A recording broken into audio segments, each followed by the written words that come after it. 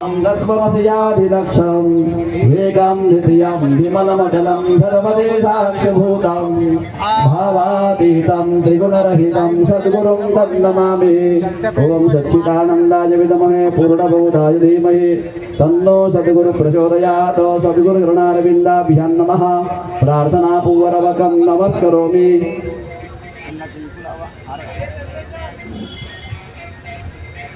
अनया पूर्या सद्गुरु प्रियन्तां नमः। ॐ मनो ब्रह्मज्ञानां प्रथमां पुरस्ताद्विसेवतः सूर्योऽभ्येन आवः सभुज्ञा उपमा हस्य विष्टाः सदस्य योनिम सदस्य विवाह। ॐ जहार्जमदग्निश्रद्धाय कामाय ता अहं प्रतिगृह्णामि यशसा च भगेद च। नारायण द्या. नाही आपलं शोधा ना. आपलं आपण गंगा गोदावरी शोधतो ना. रोज तुम्ही आरती कशावर शोधता?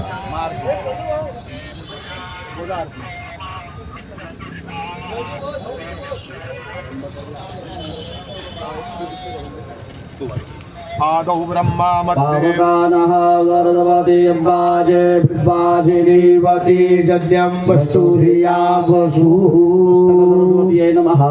सद्गुरवे नमः। सकल पूजार्थे गंधादिवि संपूज्य नमस्करोमि।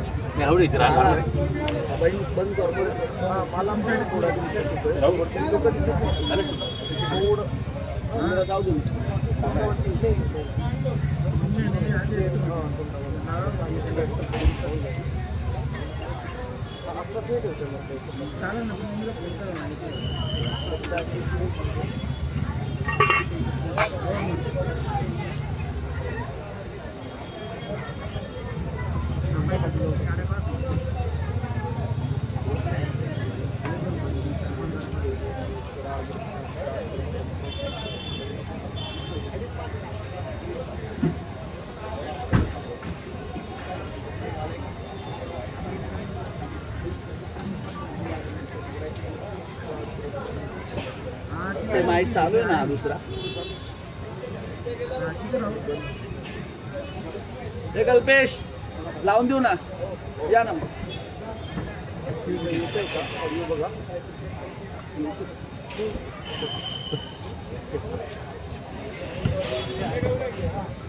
गुरुर्ब्रह्मा गुरुर्विष्णू गुरुर्देवो महेश्वरः गुरु साक्षात् परब्रह्म तस्मै श्री गुरवे नमः। वक्रतुंड महाकाय सूर्यकोटि समप्रभ निर्विघ्नं कुरु मे देव सर्वकार्येषु सर्वदा। सरस्वती नमस्तुभ्यं वरदे कामरूपिणी विद्यारंभं करिष्यामि सिद्धिर्भवतु मे सदा। जमदग्निप्रियां देवी रेणुकामेकमातरं सर्वारंभे प्रसीदत्वं नमामि कुलदेवतां। सह्याद्रिशीर्षे विमले वसन्तं गोदावरी तीरपवित्रदेशे यद्दर्शनात् पातकमाशुनाशं प्रयाति तं त्र्यम्बकमीशमीडे। यदक्षरमणाख्येयं मानन्दं मज केवलं श्रीमन्निवृत्तिन्याथेति ख्यातं दैवतमाश्रये। श्रीमन्निवृत्तिन्याथेति ख्यातं दैवतमाश्रये। त्र्यम्बकस्य जटोद्भूते गौतमस्य अघनाशिनी सप्तधा सागरं यान्ति गोदावरी नमोऽस्तुते। काषाय वस्त्रं करदण्डधारिणं कमण्डलुं पद्मकरेण शङ्खं चक्रं गदाभूषितभूषणाढ्यं श्रीपादराजं शरणं प्रपद्ये। यतीन्द्रं सद्गुरुं वन्दे श्रीनृसिंहसरस्वतीं श्रीमद्दत्तावतारं च कृपादानमपेक्षसे। आदौ ब्रह्मा मध्ये विष्णु रन्ते देवः सदाशिवः मूर्तित्रयस्वरूपाय दत्तात्रेय नमोऽस्तु ते। अवधूत चिंतन श्री गुरुदेव दत्त।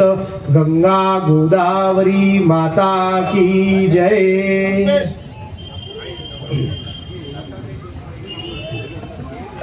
आज या ठिकाणी दशहरा उत्सवाच्या अंगभूत गंगा गोदावरी मातेची सेवा तथा सद्गुरु दत्तात्रेयांची सेवा असे दोन्ही उत्तम योग जुळून आलेले आहेत। मला या क्षेत्रावरती येऊन ही कथा सादर करण्याची जी संधी मिळते, या सेवेची जी संधी मिळते, त्यासाठी मी पंचकोटी पुरोहित संघाचा अतिशय ऋणी आहे आणि इथे ही मला संधी मिळाली त्याबद्दल दत्तात्रेय गुरूंचा किंवा गोदावरी मातेचा काहीतरी आशीर्वाद माझ्या पाठीशी असावा असं मानून ह्या त्यांच्या भक्ती रसाला आपण या ठिकाणी सुरुवात करूया।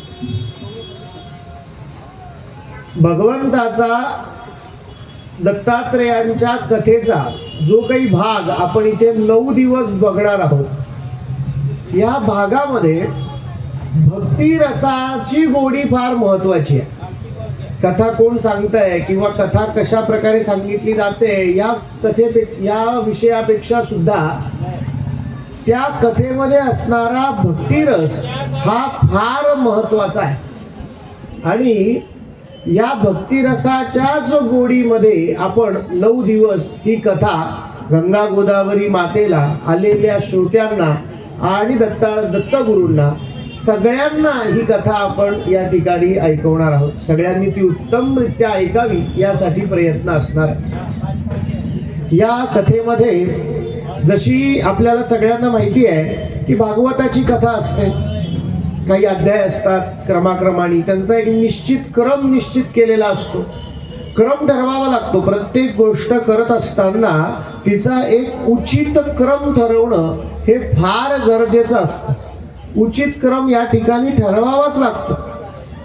पहिलीचा काही अभ्यास आहे, दुसरीचा काही आहे, तिसरीचा आहे, 10वीचा आहे, असा क्रम कोणाला तरी तो ठरवावाच लागत असतो। तसा ह्या कथेचा सुद्धा पहिल्या भागापासून ते 52व्या अध्यायापर्यंत असा एक क्रम आहे आणि या क्रमामध्ये आपण ही कथा बघणार आहे। मग या कथेमध्ये आपण नक्की बघणार काय आहे? आपण कुठलाही एखादा विषय निवडतो किंवा पत्र लिहितो तेव्हा त्या पत्राच्या पहिले आपण विषय लिहित असतो की नक्की हे पत्र कशासाठी आहे। तसं ही 9 दिवसांची असलेली कथा कशासाठी आहे? तर ही जी कथा आहे ही गुरुभक्ती म्हणजे काय, गुरुतत्व म्हणजे काय, गुरूंची परंपरा म्हणजे काय, गुरुमुखातून आलेलं ज्ञान म्हणजे काय, आणि मुख्य म्हणजे गुरु म्हणजे कोण आणि गुरु म्हणजे काय हे समजावून सांगणारा हा सगळा कथा प्रपंच आहे। आणि हा कथा प्रपंच आपल्याला 9 दिवस या ठिकाणी करायचा आहे। किती दिवस करायचा आहे? 9 दिवस साध्य आपल्याला हा कथा प्रपंच करायचा आहे। तर या ठिकाणी उपस्थित सगळ्या श्रोत्यांना, श्रोत्यांमध्ये असलेल्या साधकांना, वेद अभ्यासकांना, श्रोत्यांमध्ये असणाऱ्या सिद्धांना, श्रोत्यांमध्ये उपस्थित विद्वानांना, सगळ्या मातांना, भगिनींना, सगळ्यांच्या अंतरस्थ परमात्म्याला, सगळ्यांच्या चित्तात वसणाऱ्या गुरुदत्तांना नमस्कार करून गंगा मातेचे आशीर्वाद घेऊन या प्रपंचाला मी या ठिकाणी कथा प्रपंचाला सुरुवात करतो। श्री गणेशाय नमः, श्री सरस्वत्यै नमः, श्री कुलदेवतायै नमः, श्रीपादवल्लभाय नमः, श्री नृसिंह सरस्वत्यै नमः। ओम नमो जी विघ्नहरा गजानना गिरिजा कुमारा, जय जय लंबोदरा एकदंता शूर्पकर्णा। प्रथम अध्यायाची सुरुवात करताना, जसं आज आपण या कथेची सुरुवात करताना मंगलाचरण केलं आहे की नाही, मंगलाचरण या ठिकाणी आपण केलं की या सगळ्या कथेला त्या दैवी शक्तींचा आपल्याला पाठबळ लाभावं, त्यांनी या कथेचं श्रवण करावं, यासाठी आपण त्यांचं आचरण म्हणजे त्यांना आपण आमंत्रित केलं। मंगल आचरण या ठिकाणी केलं, आचरण करण्याची पद्धत आहे। आचरण कसं करावं, तर सुरुवातीला पहिले मंगल काहीतरी म्हटलं पाहिजे. मग भगवंताच्या नावाशिवाय अजून मंगल काय असतं, म्हणून आपण पहिले भगवंताच्या नावाने काय केलं, मंगलाचरण केलं. या ग्रंथाच्या सुरुवातीला सुद्धा जे ग्रंथकार आहेत ते काय करतात, अशाच प्रकारे मंगलाचरण करून सगळ्या देवी देवतांचं स्मरण करतात. पण यात विशेषत्वे करून ते आपल्या पूर्वजांचं, आपल्या परंपरेचं, आपल्या कुळाचं आणि सगळ्या कवी कुळाचं, जे जे कोणी कवी झाले, व्यास महर्षी झाले, असे वेगवेगळे कवी जे झाले, ज्यांनी वेगवेगळ्या ग्रंथांची निर्मिती केली, वाल्मिकी ऋषी झाले, अशा वेगवेगळ्या कवींचं, कवी कुळांचं ते या ठिकाणी काय करतात, स्मरण करतात.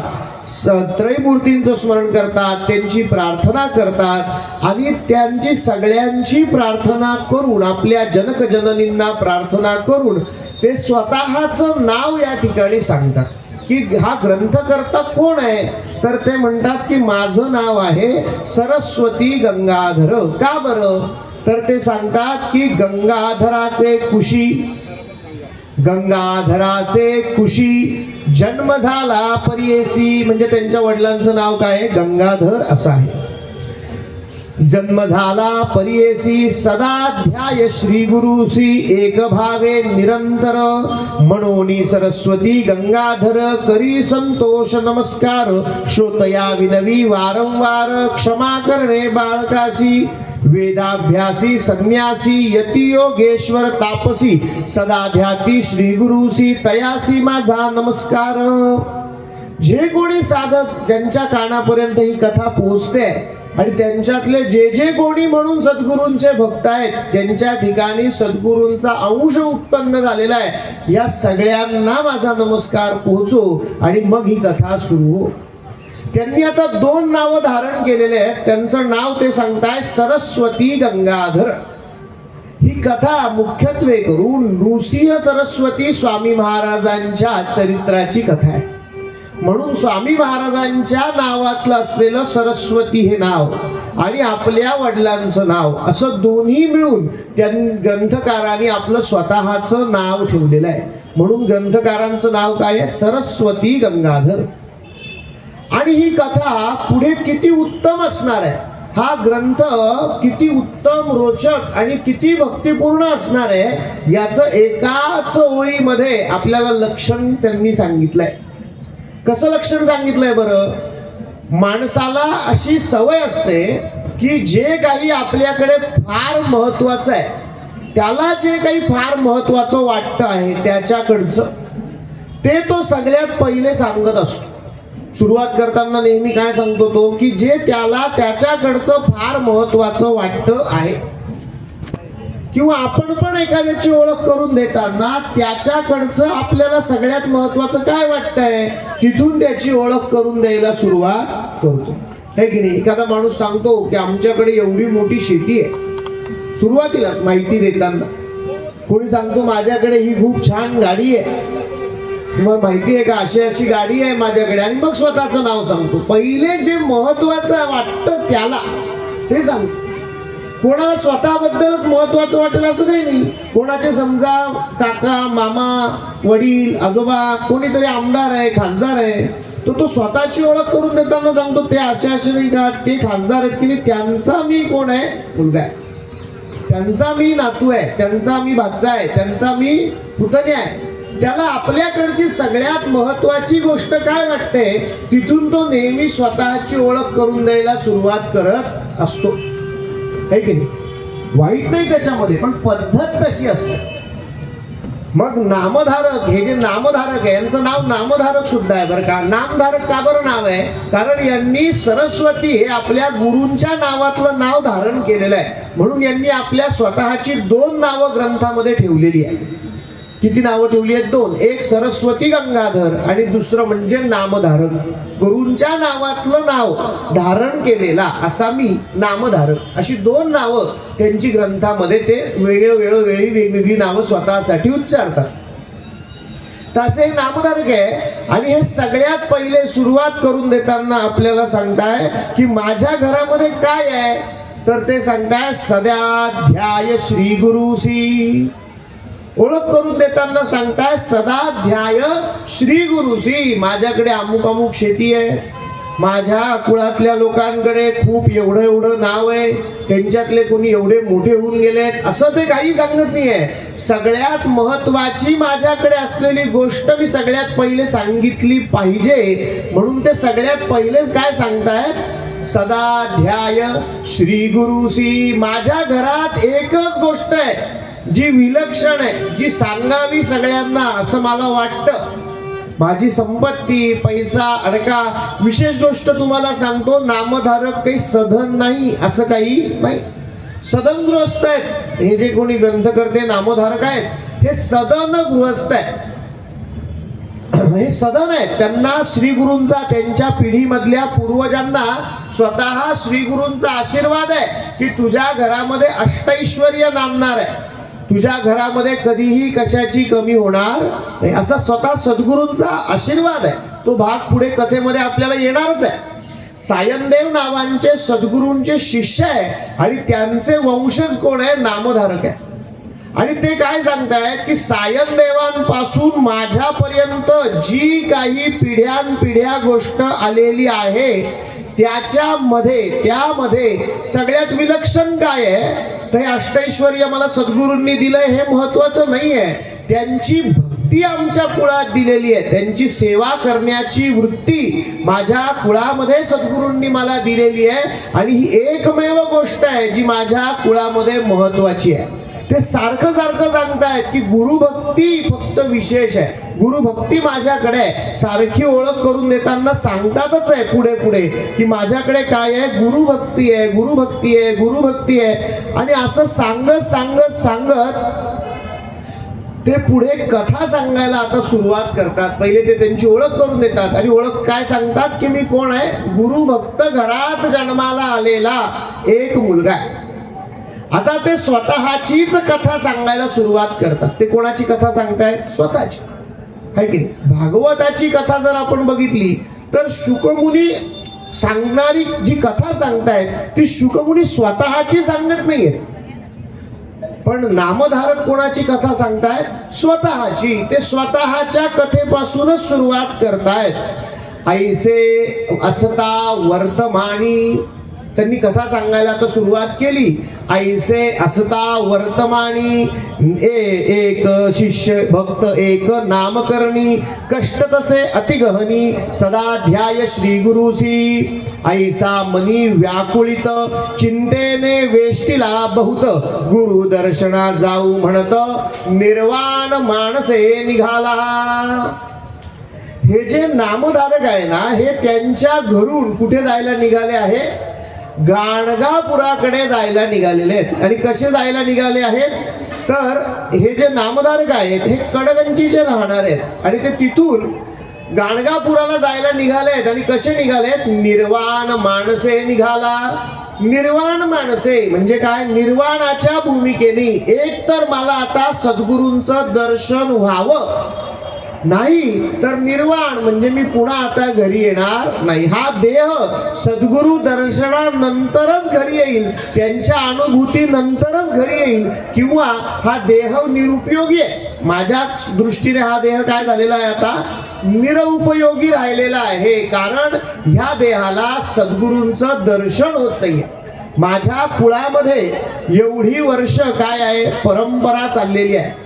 परंपरेचा पायी होण्याची पात्रता आपण याच्यामध्ये म्हणतो की प्रतिज्ञेमध्ये, परंपरेचा पायी होण्याची पात्रता माझ्या अंगी यावी म्हणून मी सदैव प्रयत्न करीन.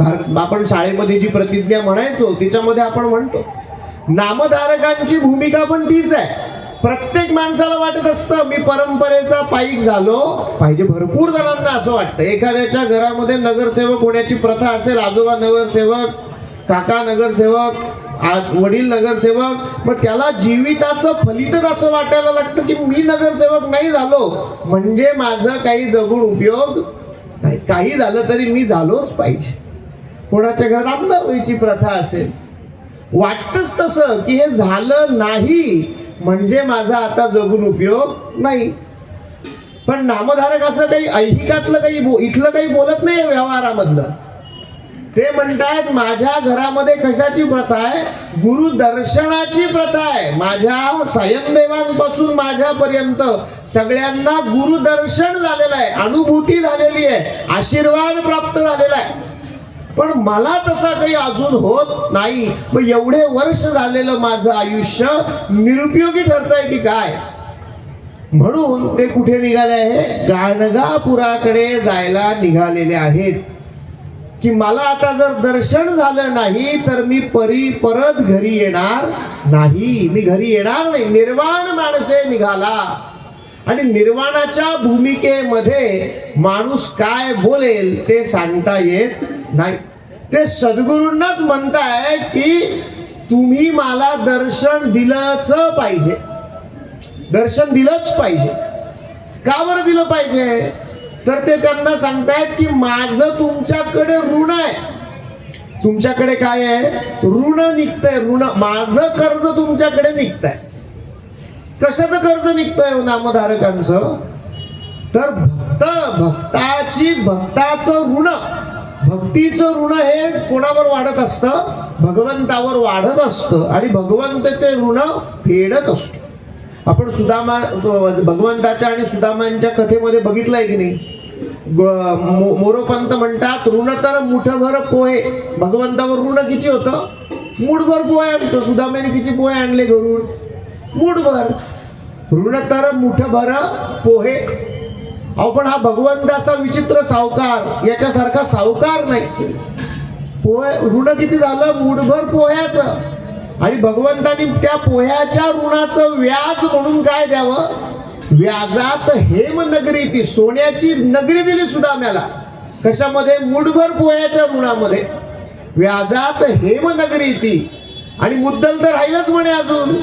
हे तो व्याज झालं फक्त. मुद्दलाचं काय करायचं म्हणे? भगवंता मग व्याजात सोन्याची नगरी देणार, मग आता मुद्दलात काय देणार तुम्ही त्या कर्जाच्या? मुद्दलात मुक्ती देणे ही कुण्या सावकाराची रीती. मुद्दलामध्ये तर मुक्ती देऊन टाकली सुदाम्यांना. सुदामदेवांना काय दिली? मुक्ती मुद्दलामध्ये, त्या मुठभर पोह्याच्या बदल्यात. व्याज कुठून कुठपर्यंत आहे? सुदामदेव द्वारकेवरून त्यांच्या नगरापर्यंत आले, याच्यात जो गेलेला काळ त्याचं काय झालंय? व्याज तयार झालेलं आहे. त्या व्याजाच्या बदल्यात ती सोन्याची नगरी आहे. आणि त्या पोह्याच्या मुद्दलात काय आहे? मुक्तीच आहे.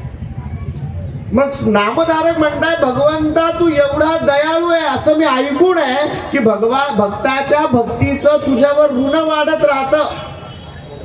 आणि तू त्याच्या बदल्यामध्ये घेतो तर त्याच्या सहस्त्रपट देतो सुद्धा. तू घेतल्याशिवाय काही देत नाही हे मला माहिती आहे. तू घेतल्याशिवाय काही देत नाही असं नामधारक म्हणताय. कारण ते उद्विग्न आहे. उद्विग्नतेमध्ये बोलताय की तू घेतल्याशिवाय काही देत नाही. आम्ही तुझ्या खूप कथा ऐकल्या ज्याच्यात तू पहिले काहीतरी घेतो. आम्ही तुझ्या खूप कथा ऐकलेल्या आहे. तू परीक्षिताला वाचवलं तेव्हा तू त्याच्या आईकडून काय घेतलं? तर तिचं मातृत्व घेतलंस म्हणे. अरे, आणि त्या पोटात गर्भाबरोबर जाऊन राहिलास तेव्हा तू परीक्षिताला वाचवलंस. तू प्रत्येकाकडून काहीतरी घेतो आणि त्याच्या बदल्यात खूप काही देतो. ज्ञानेश्वर महाराज म्हणतात सद्गुरू कसे आहेत? चला कल्पतरूचे आरव. कसे आहेत? चला, चला नाही, चला म्हणजे निघा असं नाही. चला, चला म्हणजे चल. कल्पतरू हा जो वृक्ष आहे, इच्छा पूर्ण करणारा वृक्ष, हा अचल वृक्ष असतो. वृक्ष कसा असतो? अचल. आपल्याला झाडापाशी जावं लागतं. जर त्या झाडाच्या सावलीत बसून इच्छा मागायची आहे, कल्पिलेलं फळ प्राप्त करायचं आहे, तर आपल्याला झाडापाशी जावं लागतं. झाड आपल्यापाशी येत नाही. पण सद्गुरू तसे नाही आहेत. सद्गुरू कसे आहेत? चला कल्पतरूचे आरव. जंगलच आहे, कल्पतरूंचं वनच आहे. आणि कसं आहे? चल आहे. चला कल्पतरूचे आरव. चल आहे, माझ्यापर्यंत ते येतात मी नाही गेलो तर. सद्गुरू विनाकारण कोणाकडेही भिक्षा मागायला जात नाहीत. का जातात? अरे तू एक भिक्षा दे, मी काय करेल? सहस्त्रपट देईल. तू भिक्षा म्हणून थोडस टाक, मी काय देईल? सहस्त्रपट देईल. शंकराचार्य एकदा एका स्त्रीच्या घरासमोर भिक्षा मागायला गेले. मागायला गेल्यानंतर त्यांनी ओम भवती भिक्षांदेही म्हटलं. त्या स्त्रीने उद्विग्नतेने आपल्या घरामध्ये शोध शोध शोध शोध शोध घेतला की काही मिळतंय का आपल्या घरात. तिला एक खराब झालेला आवळा मिळाला. आवळा तो तिने अगदी भावपूर्ण, देव भावाचा भुकेला आहे. त्या अन्नाची भूक नाही भगवंताला, सद्गुरूंना भाव महत्वाचा आहे. तो अगदी पूर्ण भावाने टाकला. शंकराचार्य म्हणाले, माई तुझ्या घरामध्ये हा फक्त आवळा उरलाय का. ती म्हणे, हो हा आवळाच आहे, हा मी खाणारच होते, पण तुम्ही आला म्हणून तो तुमच्या याच्यात टाकला. सद्गुरूंनी तिथे शंकराचार्यांनी कनकधारा स्तोत्र रचलं, भगवतीला प्रार्थना केली आणि तिच्या घरावर सोन्याच्या आवळ्यांचा पाऊस पाडला. कशाचा पाऊस पाडला. सोन्याच्या आवळ्यांचा. अहो दत्तात्रय भगवंताचं वर्णन नारद मुनी नारद रचित दत्तात्रय स्तोत्रात करतात. काय करतात नारद मुनी म्हणतात, भिक्षाटनम गृहे ग्रामे पात्रम हेममयं करे नाना स्वादमयी भिक्षाम दत्तात्रेय नमोस्तुते. तुम्ही भिक्षा म्हणून काय देणार, कोणाला देणार. आणि ज्याच्या हातात पात्रम हेममयं करे, सोन्याचं पात्र घेऊन जो भिक्षा मागतो त्याला आपण काय भिक्षा देणार. त्या भिक्षेची अपेक्षा नाही आहे. चला कल्पतरूचे आरव, ते तुमच्यापर्यंत संधी द्यायला येत आहेत की अरे तुम्हाला थोडस दे, मी तुला किती पट करून देईल. तुला तुझी क्षमता नाही आहे की. देणाऱ्याचे हात हजारो, दुबळी माझी झोळी. आशिम तू माझ्या झोळीत भिक्षेच्या थोडस टाक, तुला झोळ्या पूर्ण पडतील एवढं मी तुला टाकून देईन, पण मी घेतल्याशिवाय देत नाही. भक्ती का असेना, परीक्षा का असेना, मी पहिले काहीतरी घेतो आणि मग देतो. पण मग नामधारक सांगतायत की अहो आमच्या कुळाने तुम्हाला एवढ्या वर्षांची सेवा दिली आहे, एवढ्या जन्म परंपरेने आमच्या सायनदेवांपासून माझ्यापर्यंत प्रत्येकाने तुमची नितांत आदराने मनापासून पूजा केली आहे, स्मरण केलंय. जन्मभरीच्या श्वासा इतके मोजियले हरिनाम तुमची पूजा केली आहे, रममान झालोय, तुमचं चित्त स्थिर केलंय. पण माझ्या कुळाला माझ्याकडून आता देवा बट्टा लागण्याची बट्टा लागेल की काय अशी परिस्थिती तयार झाली आहे. मी माझ्या कुळामध्ये कुठलंही अकार्य केलेला माणूस ठरेल की काय अशी झाली आहे परिस्थिती. का, मी पैसे कमवले नाही म्हणून नाही, मी मोठा मान सन्मान कमवला नाही म्हणून नाही, मी मोठं नाव कमवलं नाही म्हणून नाही, मी गाडी घेतली नाही, घर घेतलं नाही म्हणून नाही. देवा ते सगळं तुमच्या कृपेने माझ्याकडे आहे, पण तुमची अनुभूती मला नाही. म्हणून काय होईल, मी माझ्या कुळाचा कुलदोषक ठरेल, मी माझं कुळ बुडवणारा ठरेल. आणि तुमच्या भक्तावरती अशी सगळी जी काही लांछनं येणार आहे ही तुम्हाला चालणार आहे का. समर्थ म्हणतात देव भक्ताभिमानी. अहो तुम्ही जर भक्ताभिमानी आहात तर तुमच्या भक्तावर अशी लांछनं येतील तर तुम्हाला चालतील का. अशा उद्विग्नतेने नामधारक कुठून निघाले, त्यांच्या गावावरून गाणगापूरला राहायला निघाले. आणि त्यांनी इथे एक छान अभंग म्हटलेला आहे. दामयमक पद्धतीतला हा अभंग आहे. कुठला अभंग आहे, दामयमक. दामयमक म्हणजे काय, एका ओळीचा शेवटचा शब्द तोच पुढच्या ओळीचा पहिला शब्द. वंदू विघ्नहरा पार्वती कुमारा नमूते सुंदरा शारदेसी. गुरुची त्रैमूर्ती म्हणती वेदश्रुती सांगती दृष्टांती कलियुगात. कलियुगात या शब्दावर पहिली ओळ संपली. सांगती दृष्टांत कलियुगात. कलियुगात ख्याती नृसिंह सरस्वती भक्तांची सारथी कृपा सिंधू. कृपा सिंधू या शब्दावर दुसरी ओळ संपली. कृपा सिंधू भक्ता देव वाखानिता त्रयमूर्ती गुरुनाथा म्हणून या. बराच मोठा अभंग आहे, पण त्या अभंगात सांगायचा मतितार्थ तोच आहे. मतितार्थ हा शब्दही आपण लक्षातच घेतला पाहिजे. या कथेच्या ओघामध्ये पुढे भरपूर कथा येणार आहेत. या प्रपंचामध्ये खूप कथा येतील. कथेचे मुद्दे वेगवेगळ्या पुराणात वेगवेगळ्या ग्रंथात त्यांचा जो काही साचेबंद आहे तो वेगळा वेगळा असूच शकतो.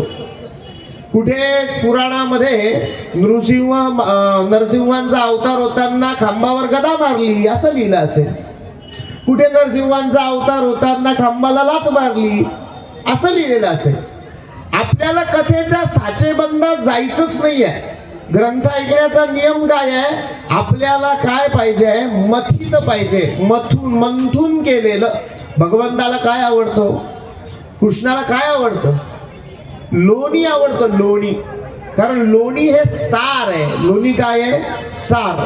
त्या दुधाला मंथून जे सार आलंय ना ते महत्वाचं आहे. कथेमधून सुद्धा आपल्याला महत्वाचं काय आहे? सार महत्वाचं आहे. कथेच्या साचेबंदामध्ये फार आपल्याला अडकायचं नाही. असंच कसं? तो विषय महत्वाचा नाहीये.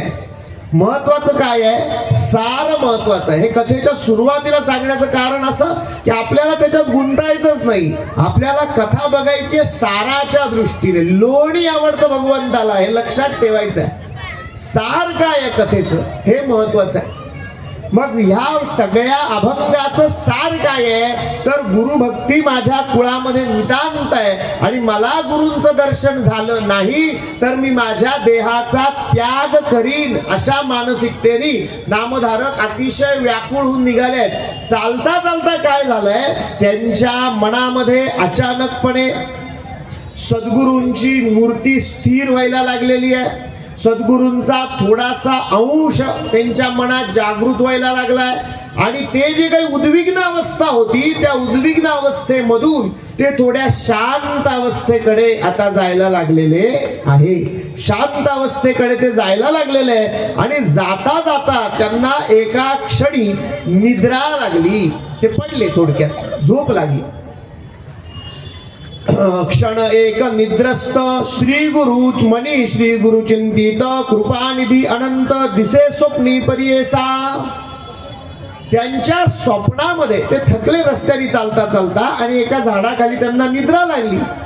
पण मनामध्ये कोणाचं ध्यान चालू आहे? निद्रा लागली तरी सद्गुरूंचंच ध्यान मनामध्ये चाललेलं आहे. त्या निद्रेच्या क्षणामध्ये माणसाच्या 3 अवस्था असतात. किती अवस्था असतात? 3. तशा 4 असतात पण आपण 3 समजून घेऊ कथेच्या भागासाठी.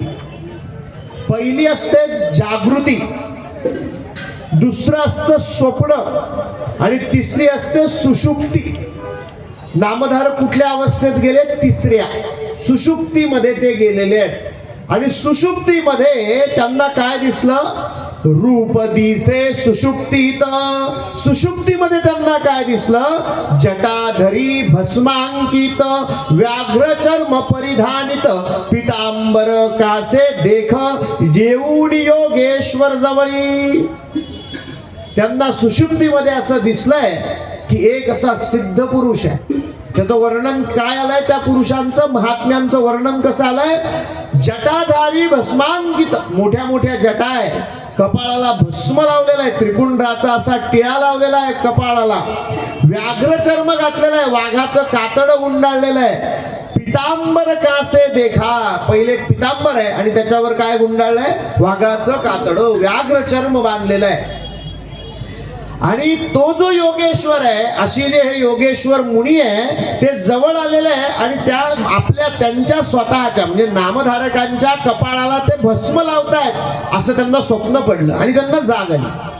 त्यांनी सगळीकडे बघितलं तर त्यांना तो योगेश्वर कुठेही दिसायला तयार नाही.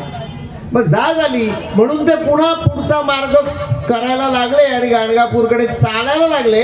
रस्त्यात जाता जाता त्यांना अचानक जे स्वरूप पहिले स्वप्नात दिसलं होतं तसेच योगेश्वर समोर दिसले. आणि सूत्र असं सांगतं, भक्तीचं सूत्र असं सांगतं की कृपा घ्यावी लगबगीने. कृपा कशी घ्यायला पाहिजे? लगबगीने, घाई करायला पाहिजे कृपा घेण्यासाठी. पटकन सद्गुरू दिसले तर पहिले पाय धरले पाहिजे. कृपा घ्यावी, कशी घ्यावी कृपा? नेहमी लगबगीने, घाई करून घ्यावी. कृपा घेण्यासाठी मध्ये कुठलेही आपण त्याला काय म्हणतो कारण देऊ नये. मध्ये काही कारण आणू नये. असं कोणीतरी सांगितलं एखाद्याला की अरे बाबा बाहेर जातोस का, मग तो म्हणेल थांबा मी चप्पल घालतो, थांबा मी सँडल घालतो, कोणी म्हणेल थांबा मी कपडे घालतो, अंगात अजून वेगळ्या प्रकारचे नवीन कपडे घालतो, मग बाहेर येतो. ती कावळ्याची आणि चिमणीची गोष्ट आहे की नाही. ते म्हणतो चिवताई दार उघड, मग ती सांगते थांब माझ्या बाळाला गंध लावू दे, आंघोळ घालू दे, खूप कारणं सांगते ती. आपणही असं एखाद्या गोष्टीमध्ये 1000 कारणं सांगत असतो, परमार्थामध्ये तो खूप कारणं. माझी 10वीच होऊ दे, मग 12वीच होऊ दे, मग म्हातारपणच येऊ दे, मग कधीतरी पोथी उघडू, खूप कारणं परमार्थाला. कोणी म्हणतं अरे घेतो का आता वाचायला ग्रंथ, तो नाही थांबा माझ्या बाळाला गंध लावू दे.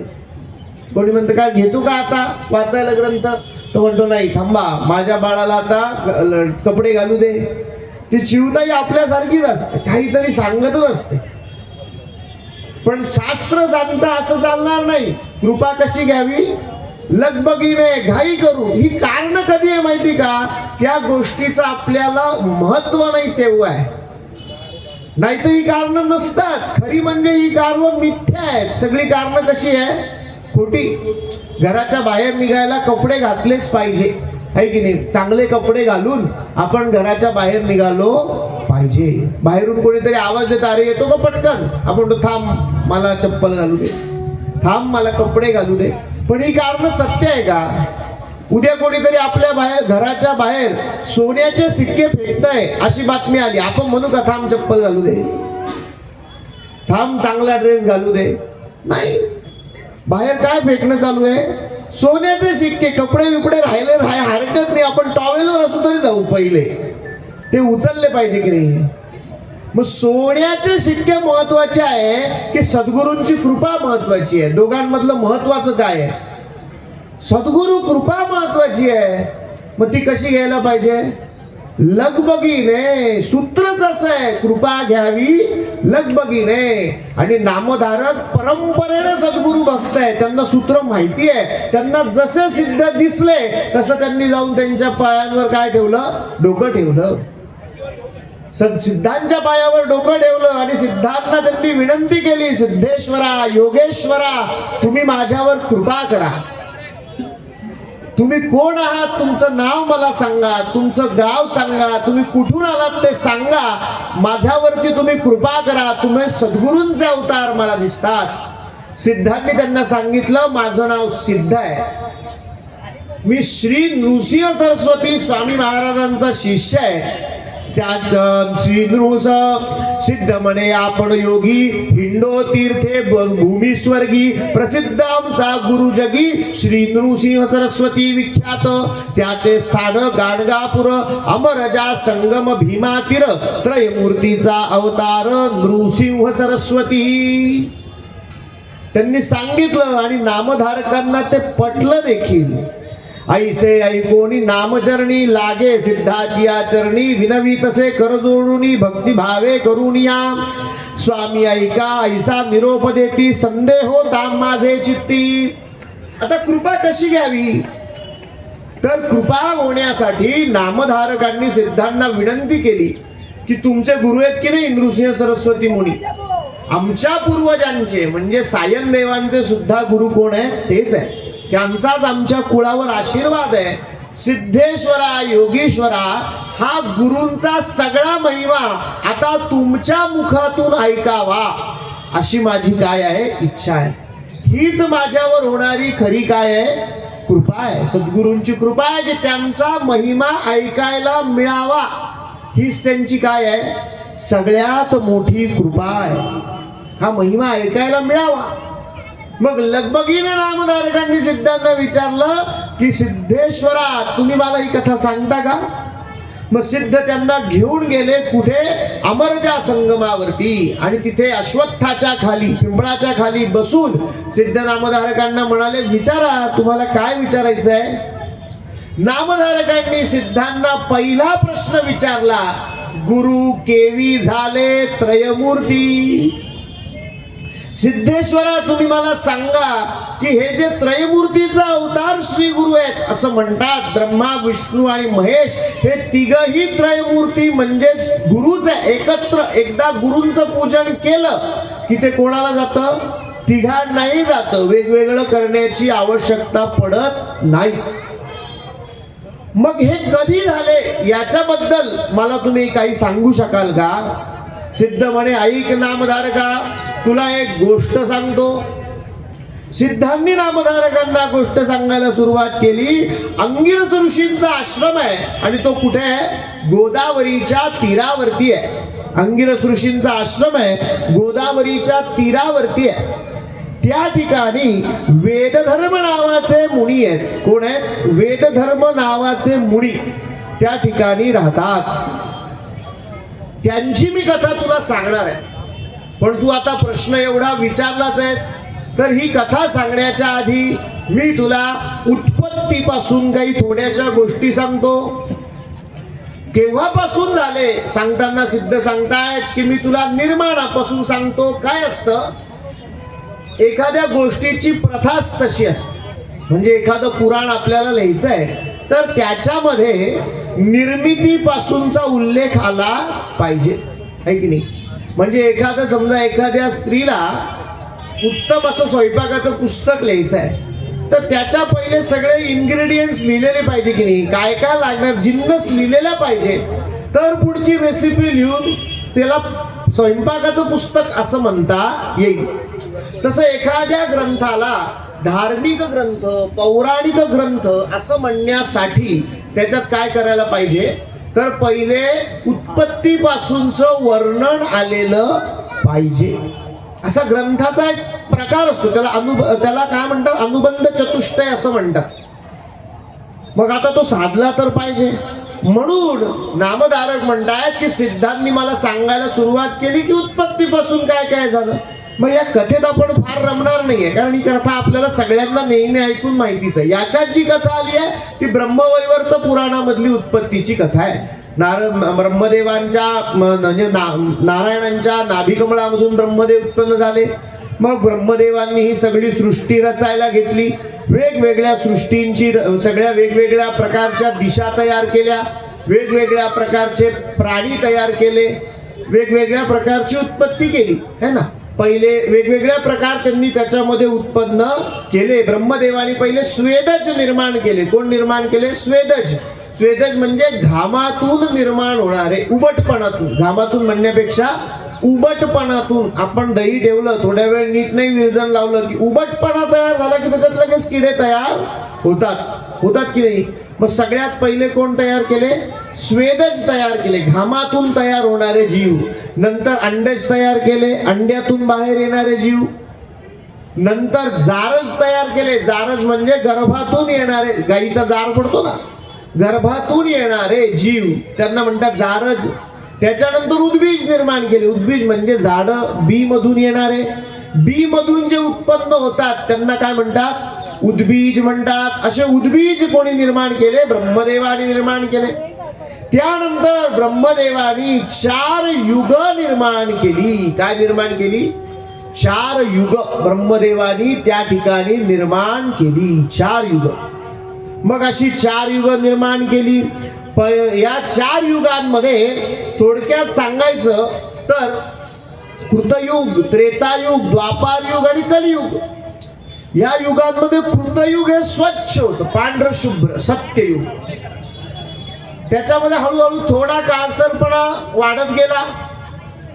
मग त्रेतायुग कसं होतं? थोडस ग्रे होतं, राखाडी होतं थोडस, आहे की नाही? कारण त्याच्यात थोडासा काळसरपणा वाढत गेला. अजून थोडा काळसरपणा वाढला. मग चंदेरी, सिल्वर मधून ते काय झालं? ग्रे झालं. द्वापारयुग कसं होतं? राखाडी होतं, ग्रे होतं, अजून थोडस काळसर होतं. आणि कलियुग मात्र कसं होतं? काळं कुट्ट होतं. अधोमुख येऊन ते कलियुग आपल्या हातामध्ये जीभ आणि लिंग घेऊन उभं राहिलं. कलियुगाने ब्रह्मदेवाला सांगितलं, हे ह्या कलियुगाच्या काळामध्ये लिंग आणि जीभ याच्यावर ज्याचा ताबा नाही, ज्याच्या लिंगावर आणि जिभेवर, कामवासनेवर आणि बोलण्यावर ज्याचा ताबा नाही, त्याच्या ठिकाणी मी वास करणार, त्याला अजून विचित्र बोलायला लावणार, त्याला धर्म मार्गाला जाऊ देणार नाही, जो धर्म मार्गाला चाललाय त्याला सुद्धा मी सांगायला लावणार की तू जाऊ नको. मी तर जात नाहीच पण दुसऱ्यालाही जाऊ देणार नाही, अशी माणसं मी या कलियुगात तयार करीन. ब्रह्मदेवाला सांगितलं. पण ब्रह्मदेव म्हटले, कलियुग म्हटलं की अहो ब्रह्मदेवा, मी इथे जाईल खरं, पण इथे इतकी लोक ह्या भूतलावर पुण्यवान आहे की ती मला टिकू देणार नाही. मग ब्रह्मदेव म्हणाले, पहिले कालात्म्याला पाठवेल, तो सगळ्यांची मती फिरवून ठेवेल आणि मग तुझा, म्हणजे तुला मदत करणारे खूप जण तयार होतील. मग असा प्रश्न येतो की मग एवढं जर ब्रह्मदेवानी कलियुग दिसत होतं की एवढं विचित्र आहे, का पाठवलं बरं? नव्हतं पाठवायचं ना, त्याला सांगायचं होतं तू इथेच असा आलास, तिथे जाऊन तर काय करशील, इथेच थांब, जाऊ नको. असं असताना सुद्धा ब्रह्मदेवांनी पाठवलं का? शास्त्रकार सांगतात की 3 युग दिली शिकण्यासाठी. आता एक परीक्षेचं युग यावं लागेल की नाही? 3 वर्ष जर तुम्हाला शिकवलंय तर 1 वर्ष आता परीक्षा घ्यावी लागेल. कोण कोण याच्यामध्ये तयार झालंय, कोणी धर्ममार्ग पक्का केलाय आणि कोण या आमिषांना प्रलोभनांना भुलत नाही, है की? आपण काहीही करायचं म्हटलं की आमिष प्रलोभनाला माणूस भुलतो की नाही हे बघून त्याला कामावर ठेवतो की नाही. एखाद्या महत्वाच्या कामावर एखाद्याला ठेवायचं आहे तर आपण त्याला पहिले दुसऱ्या माणसाकडून आमिष पाठवतो की याला अजून जास्त पगाराची ऑफर देऊन बघा, तुमच्याकडे आला तर पहिल्याच वेळेस काढून टाकायला. माणूस राहतोय की नाही, आमिष प्रलोभनांच्या पुढे जातोय की नाही, तेव्हा त्याला एकनिष्ठ म्हणता येईल. मग ह्या धर्मयुगापासून मी सत्ययुगापासून ते द्वापारापर्यंत कृष्णावतार संपेपर्यंत यांना संस्कार शिकवले. आता याच्याशी एकनिष्ठ कोण आहे याची परीक्षा घ्यावी लागेल.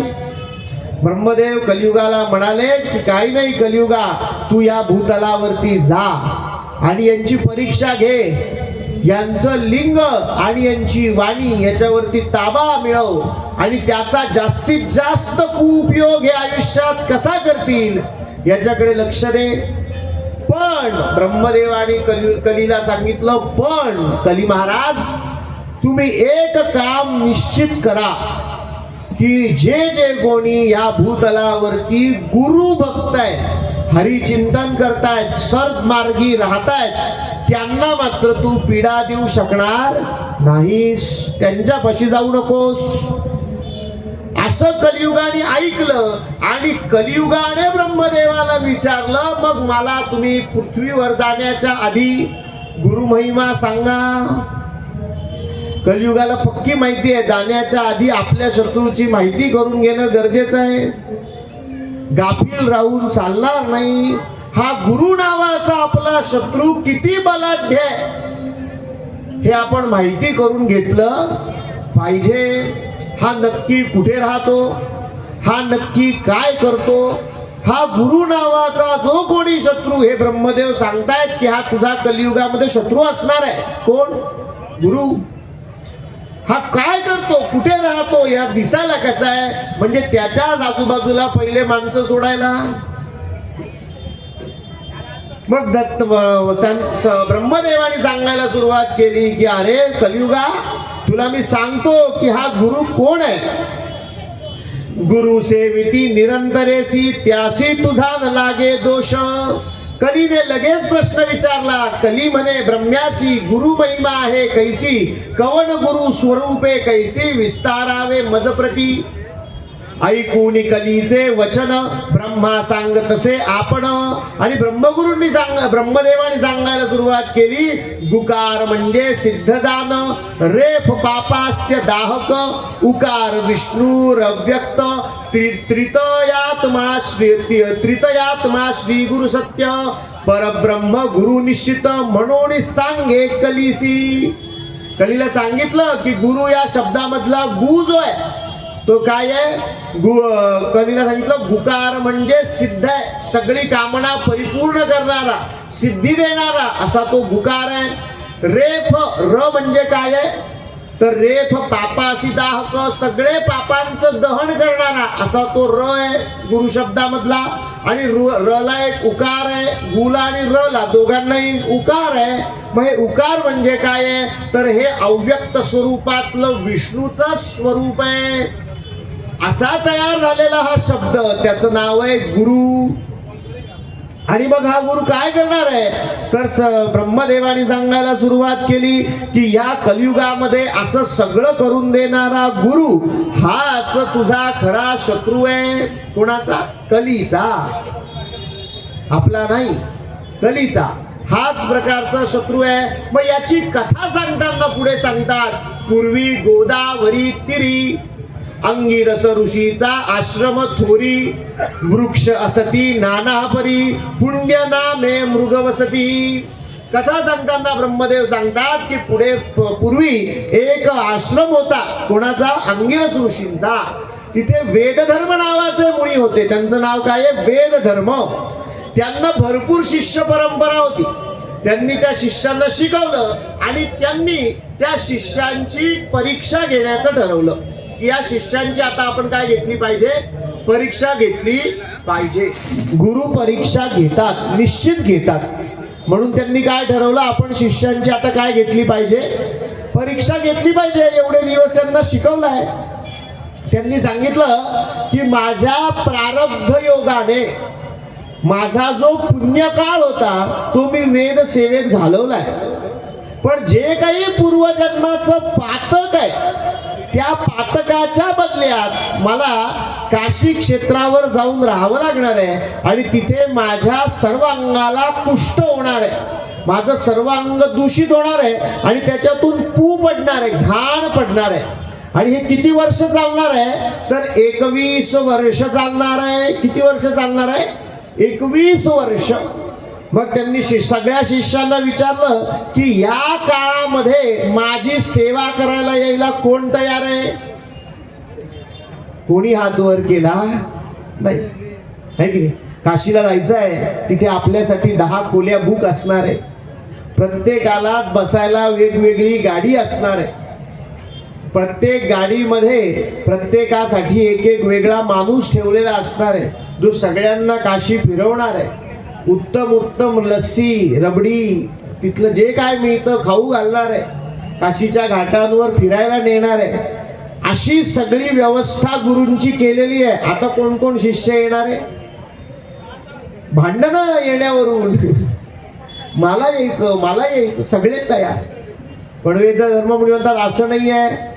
काय होणार आहे ते आधी सांगतो, गाफील राहून येऊ नका. याची तयारी असेल तर या. एकाने हात वर केला, त्याचं नाव संदीपक. संदीपक म्हणाला मी यायला तयार आहे. कारण संदीपक काय म्हणतोय? संदीपक म्हणतोय तुम्ही गुरुजी काय सांगताय? तुमच्या अंगामध्ये घाण साचणार आहे, तुमच्या अंगातून पू पडणार आहे, तुमच्या अंगावर कृमी कुटक असे जमणार आहे, कुष्ठ होणार आहे शरीराला. संदीपक म्हणतो गुरुजी अहो शास्त्राने मला हे माझ्या शरीराबद्दलच सांगितलंय. इदम शरीरम कृमिजाल संकुलम रजायुजम मूत्रपुरी स्वभाव दुर्गंध मशैच मध्रुवम रजायुजम मूत्रपुरीश भाजनम रमंती मूढाहा न रमंती पंडिताहा. या शरीरामध्ये कोण रमतो? मूर्ख माणूस रमतो. याच्यावरती काळ्या पांढऱ्या पेशी आहे, लाल पेशी आहे, कृमिजालच आहे की माझं शरीर. झाल्या पांढऱ्या पेशी कमी की चला डॉक्टरकडे, वाढल्या की परत चला डॉक्टरकडे. कमी होऊन चालत नाही, वाढूनही चालत नाही. लाल वाढल्या त्रास व्हायला लागला, कमी झाल्या त्रास व्हायला लागला. शरीराला माझ्या नाही का दुर्गंधी लागत? थोडे दिवस नाही आंघोळ केली अहो शरीरावर किडे पडतात की. माझं शरीर सुद्धा काय आहे? कृमिजाल संकुलमच आहे, आहेच त्याच्यात. त्याच्यामध्ये दुर्गंध रात्रभर साठवूनच मी झोपलेलो असतो. जो बाहेरून आला तर मला त्रास होतो तो मी आज साठवून झोपतो की नाही रात्रभर. कृमिजाल संकुलम आहे, भांडार आहे सगळं. याच्यामध्ये मूत्र आहे, स्पष्ट सांगितलंच आहे. स्वभाव मध्रुवम, त्याचा स्वभाव दुर्गंधच आहे शरीराचा. अत्तर आपल्याला वरून लावावं लागतं, दुर्गंध हातून येत.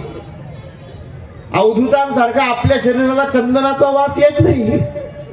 आहे की नाही? दुर्गंध कुठून येतो? आतून. अत्तर वरून लावावं लागतं. स्वभाव कसा आहे शरीराचा? दुर्गंधच आहे. मशौच मध्रुवम रजायुजम मूत्र पुरीश भाजनम. याच्यामध्ये सगळं मूत्र, मलमूत्र, घाण सगळी साचलेलीच आहे. मग तुमच्या शरीरात साचणार याच्यात काय वेगळं आहे? हे सगळं माझ्याकडे पण आहे. मी तुम्हाला जे होईल, जसं होईल त्या परिस्थितीत सेवा करायला तयार आहे. आणि तो त्यांच्याबरोबर काशीला गेला. अहो, इतकी बिकट परिस्थिती की ग्रंथकार वर्णन करतात की तो भिक्षा मागून आणायचा.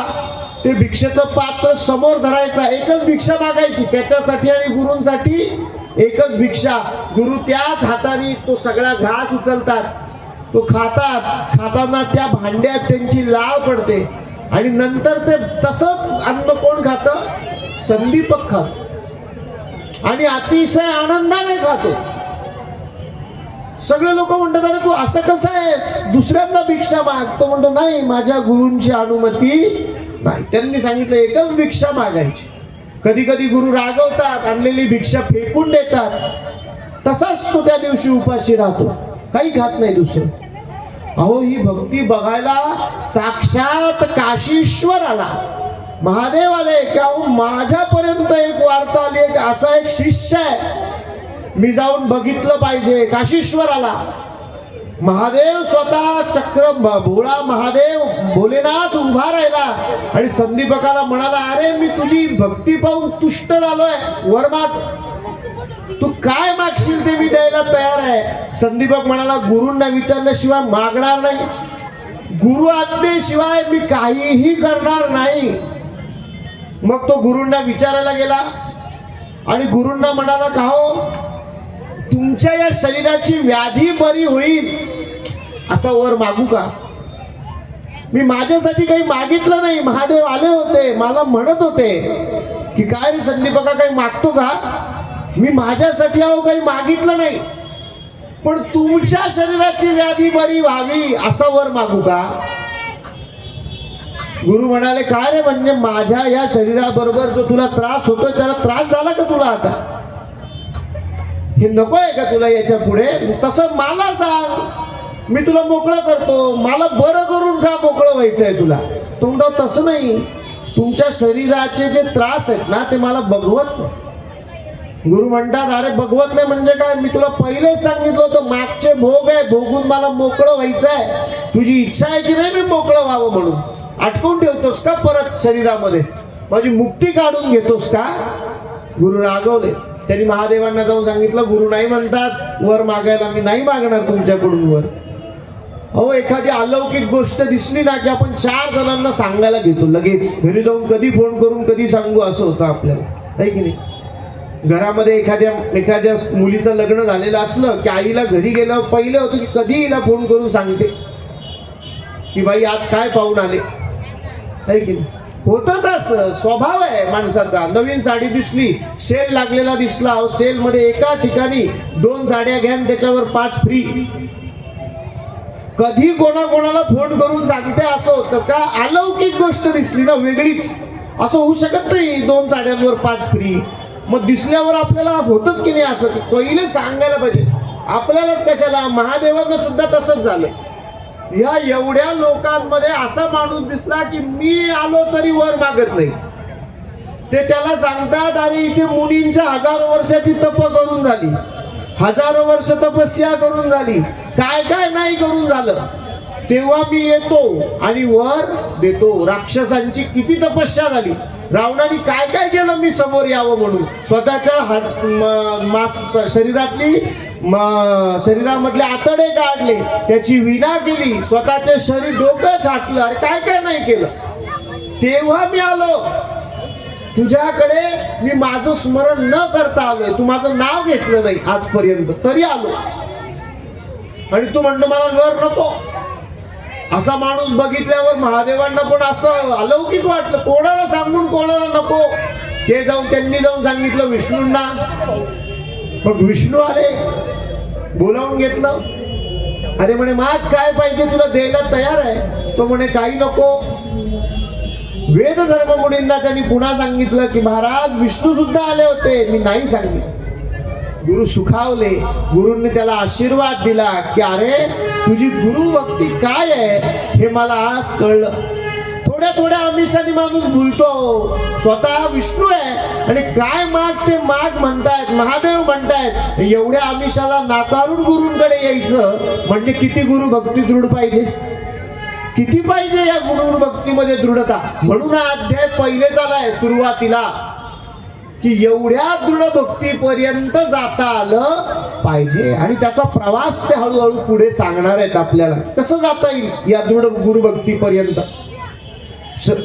तुम्हाला मगाशी सांगितलं एखाद्या पत्राच्या सुरुवातीला त्याचा विषय लिहिलेला असतो की नाही, तो विषय महत्वाचा आहे की नाही, तसा हा या कथेचा विषय आहे की एवढ्या दृढ गुरुभक्तीपर्यंत कसं जाता येईल आपल्याला. हा या कथेचा मुख्य विषय आहे. पुढे मग मायना येणार आहे, हळूहळू हळूहळू मायना येईल आणि मग ते पत्र कुठे जाईल, समारोपाकडे जाईल. मुख्य विषयात ते सांगतायत की एवढी गुरुभक्ती दृढ असली पाहिजे. त्यांचं सगळं कुष्ट गेलं. महादेवांना त्यांनी जाऊन वर मागितला. गुरु म्हटले जा माझी तुला परवानगी आहे, काय मागायचं वर माग. परत दुसरी परीक्षा की बघू आता परवानगी नंतर तरी हा काय मागतो. त्यांनी जाऊन सांगितलं की माझ्या गुरूंची सेवा करण्याची अजून संधी मला मिळतच राहिली पाहिजे, हा वर द्या, दुसरं काही नको. माझे गुरु मला सगळं द्यायला समर्थ आहेत. महादेवांनी त्याला सांगितलं, विष्णूंनी त्याला सांगितलं, ब्रह्मदेवांनी सांगितलं की गुरुची सेवा हीच कोणाची सेवा होणार आहे, त्रयमूर्तींची सेवा होणार आहे. तू जी गुरूंची सेवा केली त्याच्याने आम्ही तुला प्रसन्न झालो, तुला कशाचीही कमी पडणार नाही. आणि नंतर मग वेदधर्म मुनी आणि तो सगळ्या लोकांच्या कल्याणार्थ त्यांनी ते नाटकच केलेलं होतं. ते कुष्ठ त्यांनी मायेनेच धारण केलेलं होतं. हा यशस्वी झाल्यानंतर कुष्ठ निघून गेलं. वेदधर्म मुनी त्यांच्या मूळ स्वरूपात राहायला लागले आणि तोही त्यांच्या बरोबर काशी क्षेत्रात वास करायला लागला. ब्रह्मदेवांनी ही कथा कोणाला सांगितली, कलीला सांगितली. तुम्ही म्हणाल कस काय, तो मागच्या युगातली कथा आहे. ती पहिले त्यांनी त्याला सांगितली की अरे अशी गुरुभक्ती दृढ आहे आणि असा गुरु आहे आणि तो कुठे कुठे राहतो, तर तो सगळ्यांच्या ठिकाणी राहतो, चित्तामध्ये वास करतो, असा तो गुरु आहे. अशा गुरुची सेवा, अशा गुरुच्या ठाई अशा गुरूंची जे सेवा करतात ती सेवा त्रैमूर्तींना प्राप्त होते. आणि कलियुगा तू त्यांना बाधू शकणार नाहीस, तू त्यांना धरू शकणार नाहीस. अशा प्रकारे सद्गुरूंनी सांगितलं, ब्रह्मदेवांनी त्यांना सांगितलं की अशा प्रकारे कलियुगामध्ये अशा गोष्टी कलियुगा तुला गुरुभक्तांच्या बाबतीत करता येणार नाही. जी लोक गुरु भक्तीने ओतप्रोत असतील, गुरु भक्तीमध्ये ज्यांचा पूर्ण विश्वास असेल, गुरु भक्ती ज्यांच्या ठाई दृढ असेल, त्यांना तू बाधू शकणार नाहीस, त्यांच्यावरती तुझा परिणाम होणार नाही. यत्र यत्र दृढा भक्ती हृदयास्तस्य महात्मनाः तत्र त्रेत्र महादेवाः प्रकाशमुपगच्छति. आणि अशा प्रकारे कलियुगाला गुरूंनी सांगितलं आणि ते कलियुग नंतर या ठिकाणी आलं, या भूमीवरती कलियुग आलं. हा द्वितीय अध्याय आपण सद्गुरूंच्या चरणांवरती अर्पण करू. तृतीय अध्यायाच्या कथेमध्ये सद्गुरु आता पुढील प्रश्न नामधारक विचारतात. कृपानिधी सिद्धमुनी तया शिष्या आलंगोनी आशीर्वच देऊनी सांगे आपुला वृत्तांत. जे जे स्थानी होते गुरु तेथे असतो आत चमत्कारू पुससी जरी आम्हा आहारू गुरुस्मरण नित्य जाण. नामधारक सिद्धांना विचारतात की तुम्ही राहतात कुठे, तुम्ही खातात काय. तर सिद्ध त्यांना दोन उत्तर देतात की जिथे गुरु राहतात तिथे मी राहतो आणि गुरुस्मरण, गुरूंचं चिंतन, गुरूंचं नामस्मरण हा माझा काय आहे, आहार आहे. हाच आहार मी करतो आणि मी माझं जीवन व्यतीत करतो. नामधारकाने सिद्धांना पुढे विचारलं, श्री सिद्ध योगेश्वरा कामधेनु कृपा सागरा विनवितसे अवधारा सेवक तुमचा स्वामिया. माझे स्वामिनी निरोपिले सकळ झाले माझे मन निर्मळ वेध लागला असे केवळ श्री गुरु चरित्र ऐकावया. आणि नामधारकाचा दुसरा प्रश्न विचारतात. पहिला प्रश्न विचारला होता गुरु केवी झाले त्रैमूर्ती, त्याचं उत्तर त्यांनी त्या वेदधर्म मुनींच्या कथेतून दिलं की अशा प्रकारे त्रैमूर्ती गुरूंच्या ठाई वास करायला लागले.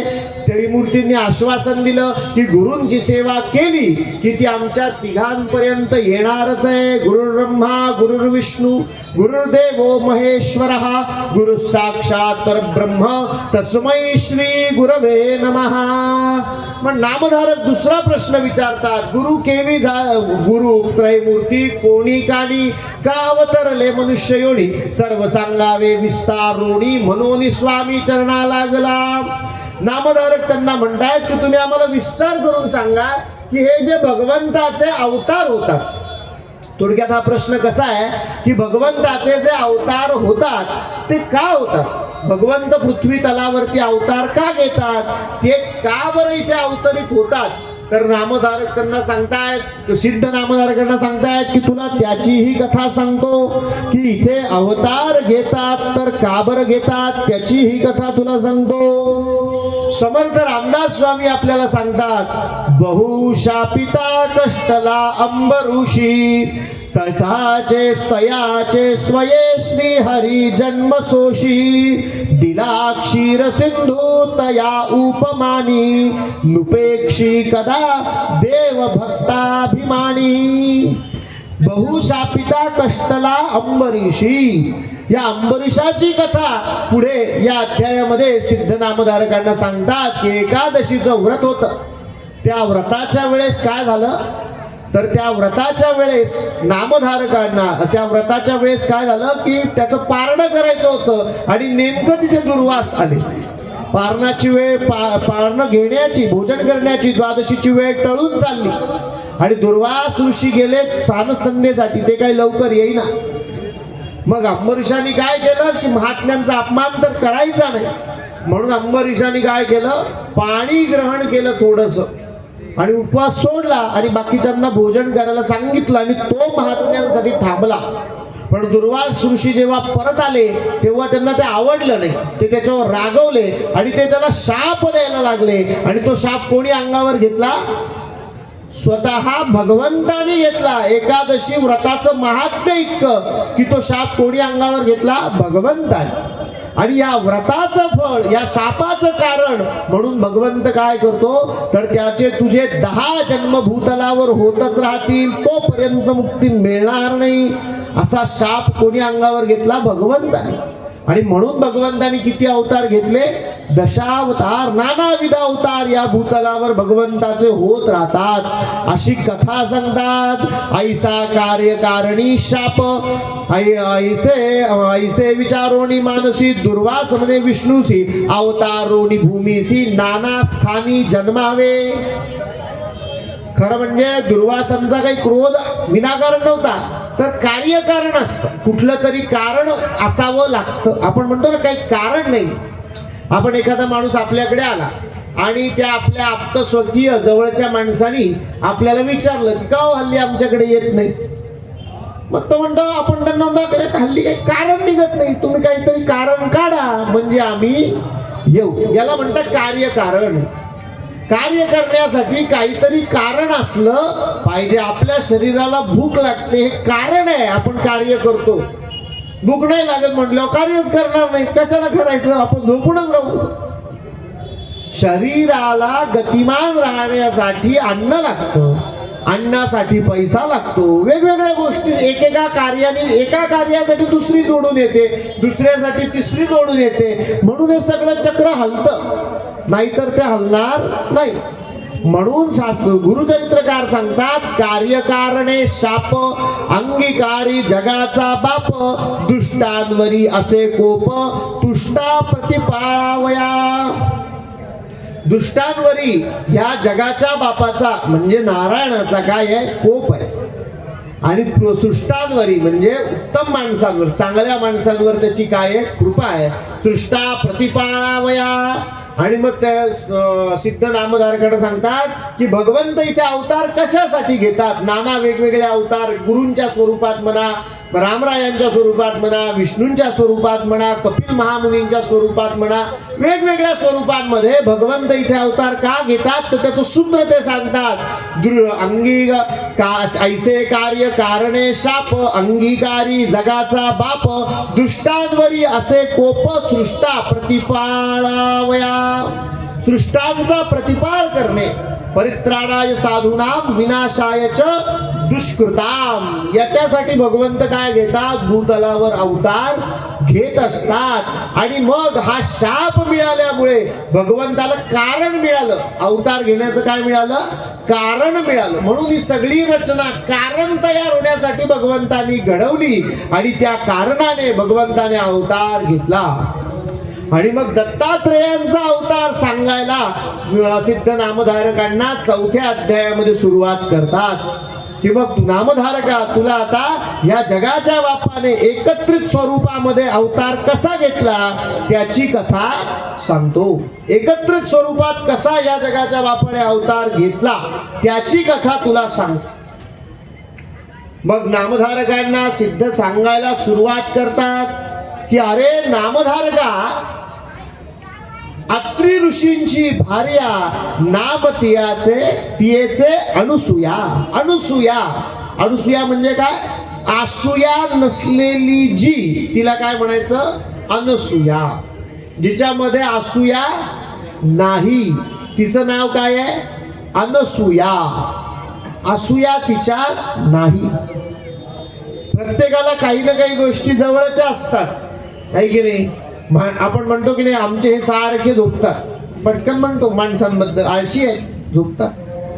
तर माणसांना थोडे झोप जवळची असते, फार लागते, आम्हाला थोडीशी झोप घ्यावी लागते. शरीर धर्मानुसार, स्त्री पुरुष गुणधर्मानुसार काही गोष्टी माणसांना म्हणजे पुरुषांच्या जास्त जवळच्या आहेत आणि काही गोष्टी कोणाच्या जास्त जवळच्या आहेत, स्त्रियांच्या. मग स्त्रियांच्या सगळ्यात जवळची कोण असते, मी म्हणत नाही, शास्त्रकार सांगतात स्त्रियांच्या सगळ्यात जवळची असते असूया. कोण जवळची असते, असूया. तुम्ही कोणी एवढ्या वर्षाचा आता तुमचा संसार झालेला आहे, पण कधीतरी आपल्या यजमानांना म्हणजे मिस्टरांना घरात येऊन माझ्या मित्राचा शर्ट खूप छान होता याच्यावर गप्पा मारलेल्या पाहिल्या आहेत का? माझा एक मित्र आहे, त्याचा शर्ट फार छान होता, या रंगाचा होता, कुठे मिळतो तो आणलाच पाहिजे, असं झालंय का? पण आपण साडी बघितली की येऊन घरात येऊन सांगतो की नाही, अगं किती छान साडी होती, ऑनलाईनला शोध, आपण घेऊन टाकू. स्त्रियांना जवळची कोण आहे, असूया. थोडी जास्त जवळची असते, लवकर जवळ येते त्यांच्या, है की नाही. भुंगा असतो ना, भुंगा तो फुलाच्या लवकर जवळ जातो पटकन. तसं असूया कोणाच्या पटकन जवळ जाते, शास्त्र सांगतं स्त्रियांच्या जवळ जाते पटकन. राग कोणाच्या जवळ जातो, पुरुषांच्या पटकन. पण असूया कोणाच्या जवळ जाते, स्त्रियांच्या. मग जिला ती असूया लांब करता आली आहे तिचं नाव काय आहे, अनुसूया. आणि अत्री, दत्तात्रेयांच्या वडिलांचं नाव काय आहे, अत्री. माणसामध्ये 3 गुण आहे, सत्व रज आणि तम. या तिन्ही गुणांचा ज्याच्यामध्ये योग्य असा संगम ज्याला साधता आलेला आहे त्याचं नाव काय आहे, अत्री. त्याचं नाव काय, अत्री. भाजी बनवतो आपण, छान सगळी चव जुळून आली ना तर त्या भाजीत मीठ वेगळं लागत नाही. खारट झाली तर आपण सांगतो याच्यात मीठ आहे. असं कोणी सांगितलं का की भाजी छान चविष्ट झाली आणि खाताना कोणीतरी सांगतो याच्यात मीठ असतंच. प्रत्येक भाजीत मीठ टाकलेलं असतंच, पण ते जेव्हा मापात आहे तेव्हा ते वेगळं दिसत नाही, आहे की नाही. गुलाबजाम सुद्धा त्याच्यात गोडवा असणारच आहे अधिक थोडासा, पण तो जास्त झाला की आपण म्हणतो आज फार गोड आहे, दात चिटकायला लागले, खाता येत नाही. गोडी पाहिजे पण कशी पाहिजे, मापात. तिखटपणा पाहिजे पण एवढा तिखट ठेचाय की जिभेवर ठेवल्यावर जाळच निघाला, चालेल का? तिखटपणा पाहिजे पण कसा पाहिजे, मापात पाहिजे. हे सगळे सत्व रज तम हे ज्याच्या ठाई योग्य मापामध्ये कशाचंच आधिक्य नाही, कशाची कमतरता नाही. असं ज्याच्या ठाई जुळून आलंय त्याचं नाव त्या व्यक्तीला काय म्हणायचं? अत्री. आणि जेव्हा हे सगळं जुळून येतं तेव्हा असूया नसलेली स्त्री आणि त्रिगुणातीत असलेला अत्री असलेला पुरुष यांच्या संयोगातून कोणाचा जन्म होतो? दातृत्वाचा जन्म होतो, देण्याच्या वृत्तीचा जन्म होतो. कशाचा जन्म होतो? देण्याच्या वृत्तीचा. माणसाला घरात पुरुषाला वाटतंय मी दिलं पाहिजे, पण स्त्रीला असूया आहे, ती म्हणते कशाला द्यायचं?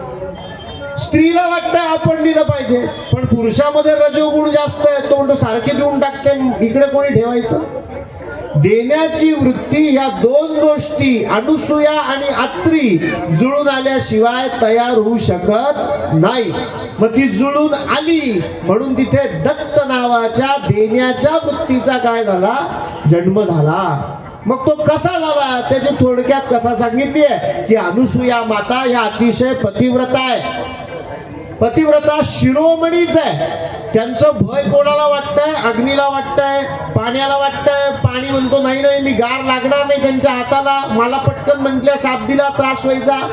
भूमीला वाटतंय मी कडक लागणार नाही, भूमी म्हणते. सूर्याला वाटतंय, सूर्य म्हणतो मी फार चटका लागेल, असं 12 वाजता सुद्धा मी माझा चटका त्यांना लागू देणार नाही. आणि मग इंद्राने हे सगळं जाऊन सांगितलंय त्रयमूर्तींना. त्रयमूर्ती म्हणतायत की मी परीक्षा घ्यायला जातो. अहो अनुसूया माता कोण आहे? अनुसूया माता कोण आहे? कर्दमेन प्रजाभूता मयी संभव कर्दम. आपल्या इथे करंजीला कर्दम ऋषींचा आश्रम आहे, दत्तात्रेयांचं आजोळ आहे, कपिल महामुनींची थोरली बहीण आहे. अनुसूया माता कोण आहे? कपिल महामुनींची थोरली बहीण आहे. देवहूतीला 9 कन्या झाल्या, भागवत सांगतं की नाही. आणि नंतर कपिल मुनी झाले. या कर्दमांच्या 9 कन्यांमधली एक कोण आहे? अनुसूया माता आहे की नाही. आणि इकडून तर ती कर्दमांची कन्या आहेच, पण तिकडून ती अत्री ऋषींची पत्नी आहे. म्हणजे ब्रह्मदेवांची कोण आहे? सून आहे. अत्री कोणाचे पुत्र आहे? ब्रह्मपुत्र आहे. मग ब्रह्मदेवांची अनुसूया माता कोण आहे? सून आहे. ब्रह्मदेव म्हणतात आमच्या घरातल्या घरात मी परीक्षा घ्यायला गेलो तर तुम्ही म्हणाल हा निकाल चुकीचा आहे की नाही. आमचं मीच परीक्षक आणि माझ्याच मुलाची परीक्षा, कसं चालेल? नाही चालणार. परीक्षक बाहेरचे असले पाहिजे. ब्रह्मदेव म्हणतात त्रयमूर्तींना आपण घेऊन जाऊ आणि जितकी जास्त कठीण शक्य आहे तितकी परीक्षा घेऊ. कारण इंद्रदेव म्हणतात की अहो तुम्ही जर केलं नाही तर तिचं पतिव्रतत्वाचं सामर्थ्य इतकं आहे, तिची सेवा इतकी आहे, तिचं व्रत सामर्थ्य इतकं वाढलंय त्या देवींचं की उद्यापासून आम्ही त्रयमूर्तींच्या पूजेच्या ऐवजी त्यांचीच पूजा करायला लागू. ब्रह्मदेव म्हणतात करायला लागायला हरकत नाही, पण त्या करायला योग्य आहे का हा फक्त भ्रम आहे याची पडताळणी केली पाहिजे. एवढं मोठं पद जर त्यांना द्यायची तुमची इच्छा झाली आहे तर आम्ही पहिले काय केलं पाहिजे की पडताळणी केली पाहिजे. आणि ही पडताळणी कशी झाली पाहिजे? निपक्षपाती झाली पाहिजे.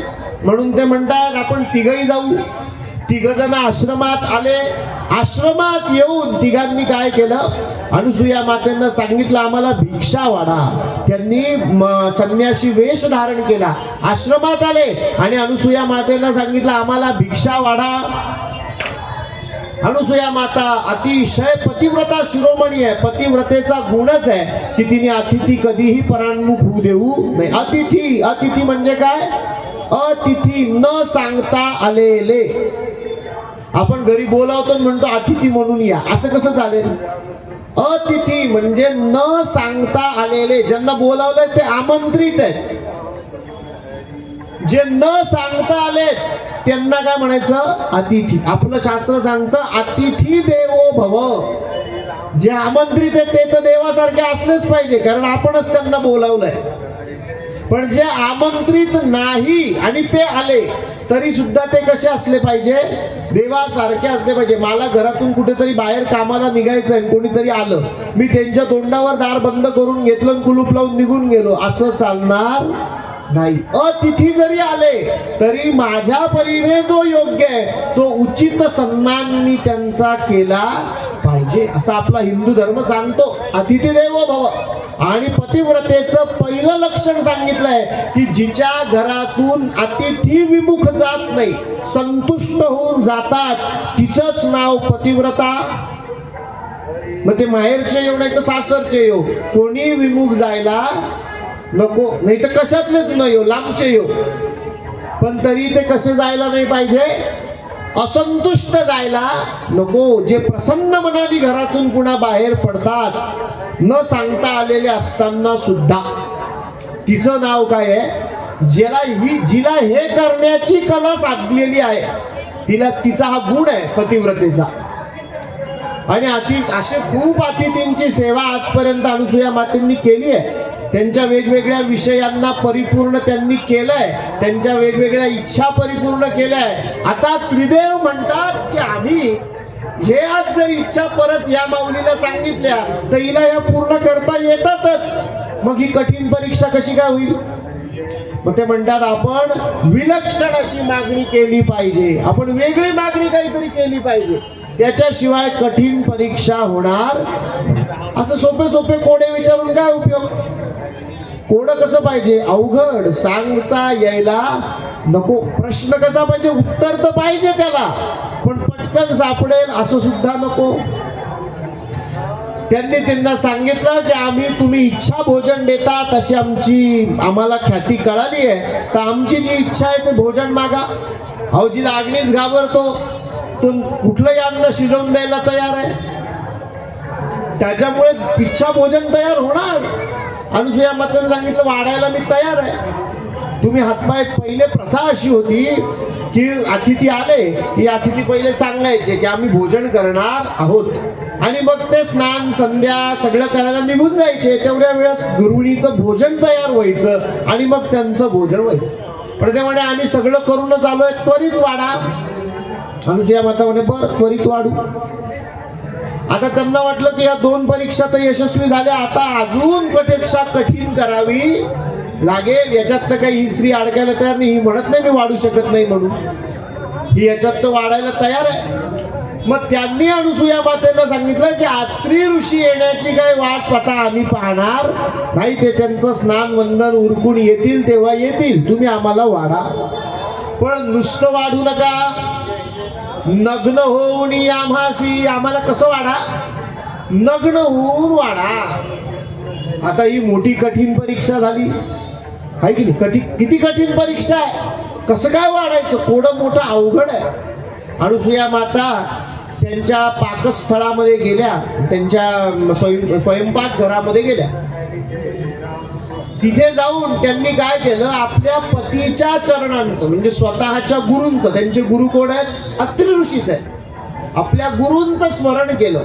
कथेचा बोध काय आहे, गुरुचरणाचं स्मरण केलं की आपल्याला सगळ्या कोड्यांची उत्तरं मिळायला लागतात. ज्या माणसाला आपल्या आयुष्यामध्ये कुठल्याही कोड्याचं उत्तर पाहिजे, समोर असलेल्या प्राप्त परिस्थितीमधून मार्ग सापडत नाहीये, त्यांनी निश्चित काय करावं, गुरुचरणांचं स्मरण करावं, गुरूंना लीन व्हावं, त्यांच्या पायावर डोकं ठेवावं, गुरूंचं ध्यान करावं आणि आपल्या कर्माला लागावं.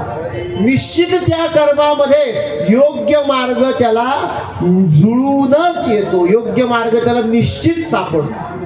त्यांनी आपल्या गुरूंचं स्मरण केलं, मनामध्ये आपल्या पतीचं स्मरण केलं आणि पतीच्या स्मरणाचं, पतींच्या चरणांचं चिंतन करून अनुसूया मातेंनी काय केलं, त्यांना वाढण्याची इच्छा ठेवली.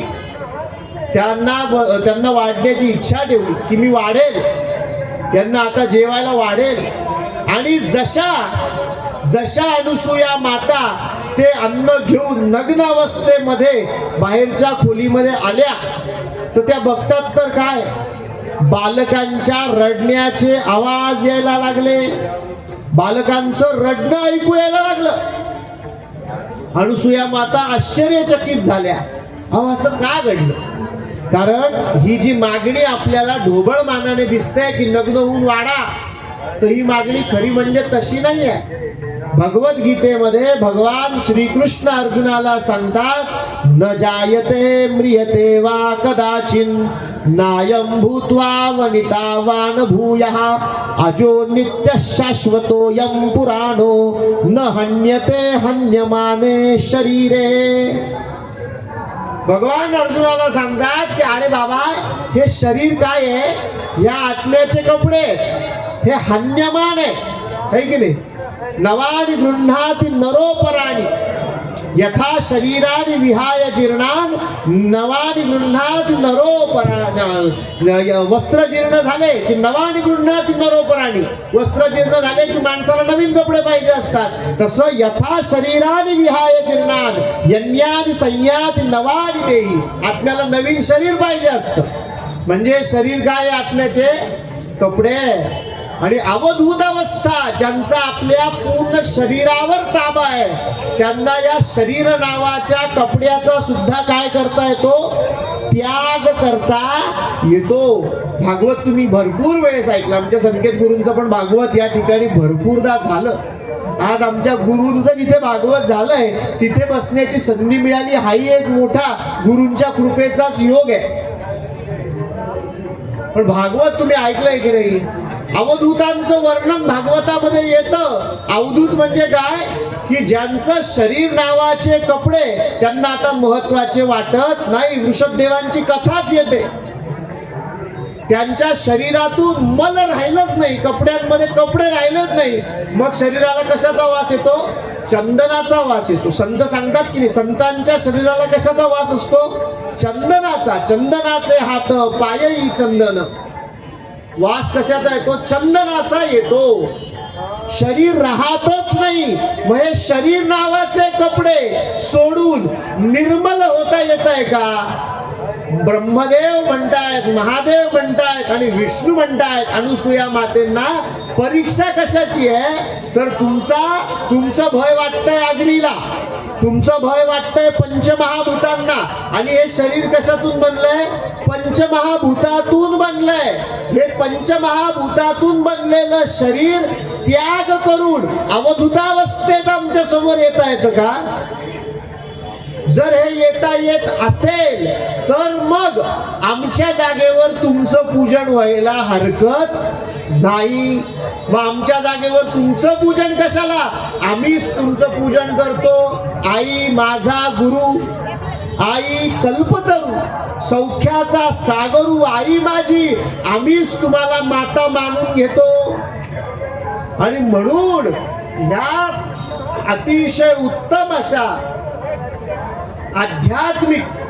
उत्तम अशा आध्यात्मिक कोड्यामध्ये अनुसूया माता काय झालेल्या आहे? यशस्वी झालेला आहे. नग्न होऊन वाढा म्हणजे आपल्याला वाटतं कपडे सोडून वाढायचं नाही. शरीरावस्थेचा त्याग करून निर्मल मनाने वाढायचं आहे. यज्ञान संयाति नवानि देही न जायते म्रियते वा कदाचिन नायं भूत्वा वनिता वान भूयः अजो नित्य शाश्वतोऽयं पुराणो न हन्यते हन्यमाने शरीरे. म्हणून दत्तात्रेय कसे आहेत? अवधूत आहेत. कसे? अवधूत आहेत. अवधूतावस्था आली की माणसाला अवधूतावस्थेमध्ये स्त्री पुरुष, कपडे असलेले कपडे नसलेले, राग लोभ सुख दुःख समेत कृत्वा लाभा लाभौ जया जयौ अशी अवस्था येते. आणि तिथून काय होतं? निर्मलाची प्राप्ती होते. इतकं निर्मल होता येत आहे का? तर आम्ही काय करू? तुमच्याकडून अन्न ग्रहण करू. मग जर एकदा अनुसूया मातेला असं निर्मल होता आलं तर मग भगवंत म्हणतात आता अन्न ग्रहण कशाला करायचं? आता आम्ही स्तनपानच करू. आमच्या मातेचं काय करू? स्तनपानच करू. मग अन्न ग्रहण करायचंच कशाला? इतक्या निर्मलावस्थेला गेलेली ही पतिव्रता, हिच्यापेक्षा दुसरी कोणची आई आम्हाला मिळणार आहे या भूतलावरती? मग आम्हालाच ही काय व्हावी? गुरु व्हावी. आमचीच ही गुरु व्हावी. आई पहिला गुरु.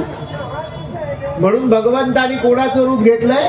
बालकांचंच रूप घेतलं की ह्या ज्याच्यामध्ये वडाग्नी राहतो, जो सर्व भूमीचा पालक आहे, जो या सृष्टीचा रचयिता आहे, तो ब्रह्मदेव, या सृष्टीचा पालक असलेले विष्णू आणि या सृष्टीचं नियमन संहाराची जबाबदारी घेतलेले महादेव, त्रयमूर्तींची क्षुधा निवारण पतिव्रता स्तनपानानी. गुरुचरित्रामधली ओळ आहे. कशी झाली क्षुधा निवारण? पतिव्रता स्तनपानानी.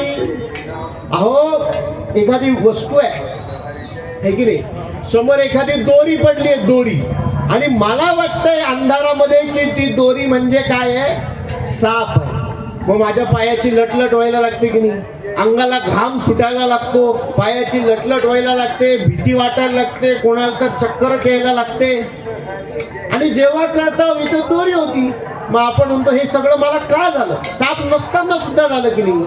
म्हणजे आपली भावना जर एखाद्या गोष्टीमध्ये दृढ असेल तर तसे बदल शरीरामध्ये निश्चित होतात.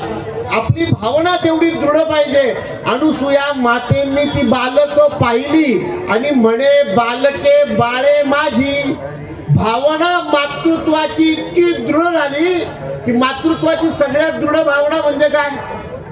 दूध आलं पाहिजे स्तनांमध्ये. एखाद्या स्त्रीला मूल झालं, खरंच झालं, की तिच्या स्तनांमध्ये काय येतं? दूध येतं, कारण तिची मातृत्वाची भावना दृढ आहे. पण ही दुसरी समोर असलेली, स्वतःच्या उदरातून न आलेली, पण ती बालकं बघितली आणि मातृत्वाची भावना इतकी दृढ झाली की शरीरात असा बदल घडला की त्या अनुसूया मातेंना काय यायला लागलं? दूध यायला लागलं. त्या दुधाचं प्राशन केलं आणि त्रयमूर्ती तिथे थांबले. ती बालकांना अनुसूया माता पाळणा म्हणायला लागली. त्या बालकांना अनुसूया माता काय म्हणायला लागली? त्यांना अनुसूया मातेने ती बालकं पाळण्यात टाकली आणि ती त्या बालकांना पाळणा म्हणायला लागली. कल्पेश दादा, सगळ्यांकडे थोडे थोडे फुलं असतील तर देऊन ठेवा. आपण इथे पाळणा लावलाय ना, कोणाला म्हणता येतो का पाळणा? ठीक आहे, हरकत नाही. पाळणाला फक्त कोणीतरी झोका द्यायला या पुढे. मामी येता का?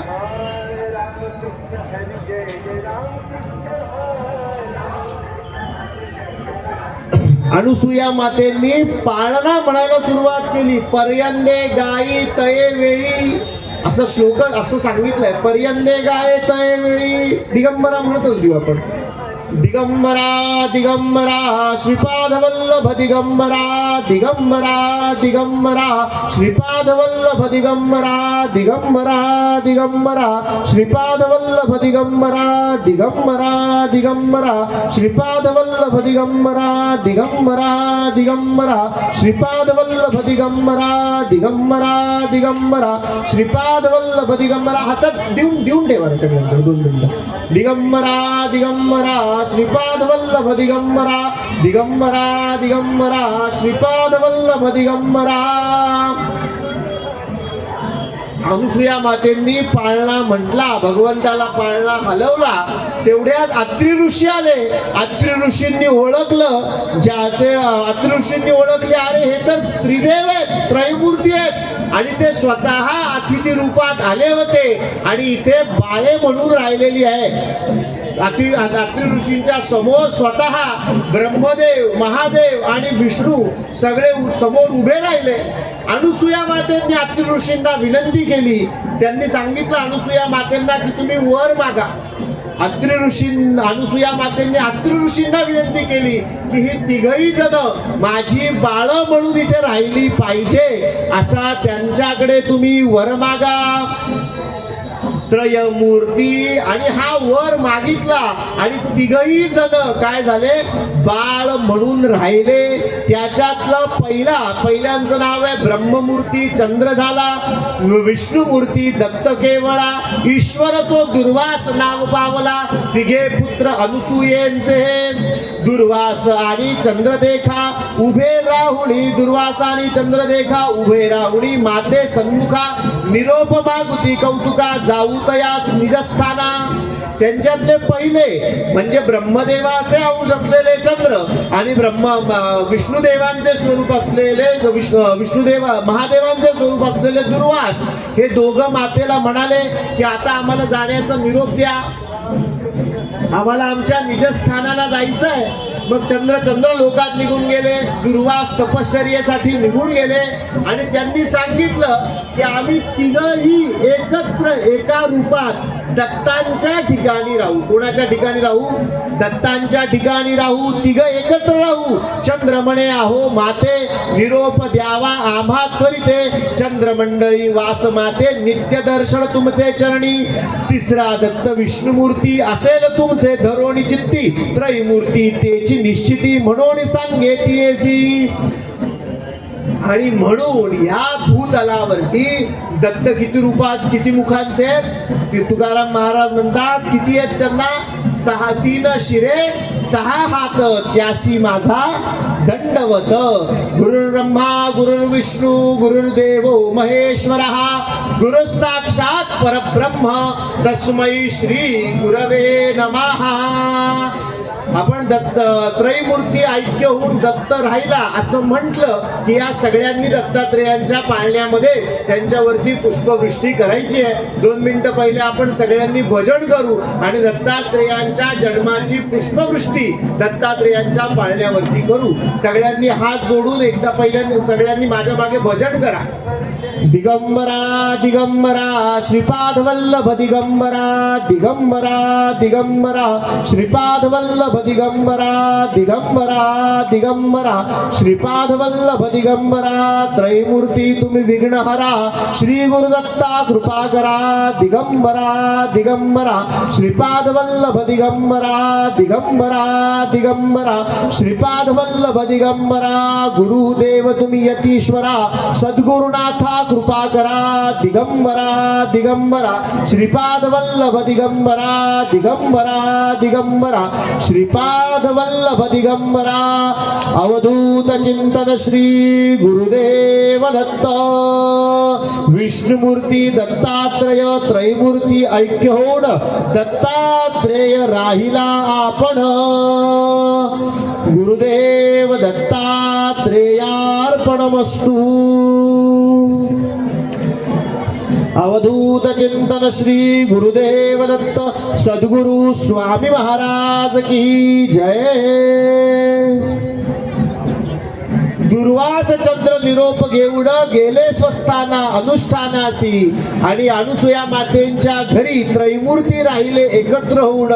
आणि अशा प्रकारे दत्तात्रेयांचा अवतार या ठिकाणी झाला अशी कथा श्री सिद्ध नामधारकांना सांगतात. आणि या कथेच्याच बरोबरीने आजचा हा सगळा वागयज्ञ हा प्रपंच आपण दत्तात्रेयांच्या चरणांवर अर्पण करू. ही कथा आजची कथा 4थ्या अध्यायापर्यंत श्री गुरु दत्तात्रेयांच्या चरणांवर अर्पण करू आणि आजच्या या वाद सेवेला आपण इथे विराम घेऊ. गुरुर्ब्रह्मा गुरुर्विष्णू गुरुर्देव महेश्वरा, गुरु साक्षात परब्रह्म तस्मै श्री गुरवे नमः.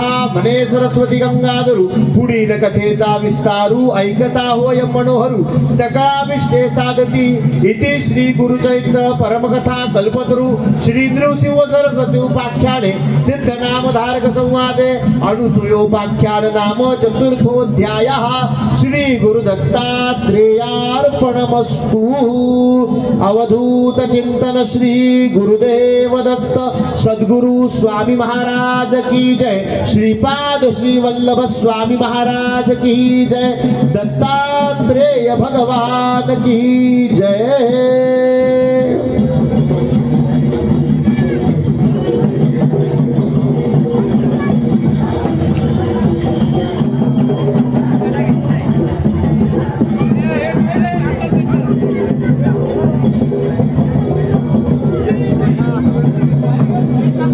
उद्याची कथा आपण 4 वाजता सुरू करू. सगळ्यांनी कथेला या, अजून बाकीच्यांनाही सांगा, तरुण वर्गाला पण सांगा, कथेला सगळ्यांनी यावं हीच आपण गुरुचरणांवरती आज प्रार्थना करू. आणि उद्याची कथा बरोबर 4 वाजता सुरू करू.